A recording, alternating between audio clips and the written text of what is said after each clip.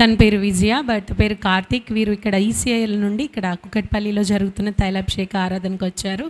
వీరి స్వస్థలం వచ్చి గొల్లవెల్లి. తన భర్తకు గత 1 సంవత్సరం క్రింద బాగా సీరియస్ అయ్యి ఆయన ఐసీయూలో ఉన్నప్పుడు దైవజనులు వారికి తెలిసిన బంధువు ద్వారా దైవజనులతో ప్రార్థన చేయించడం జరిగింది. ప్రార్థన చేయించినప్పుడు తన దేవుడు ఐసీయూలో నుంచి, అంటే చావు బ్రతుకుల స్థితి నుంచి దేవుడు తనని బయటకు తీసుకొని వచ్చారు.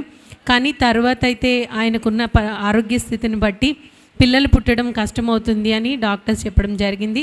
అప్పటికే వారికి వివాహం జరిగి 5 సంవత్సరాలు అయింది. తనకు గర్భఫలం పొందుకోలేదు. ఆయనకి అప్పుడు కలిగిన బలహీనతను బట్టి డాక్టర్స్ అయితే పిల్లలు పుట్టరు, కష్టమని చెప్పారు.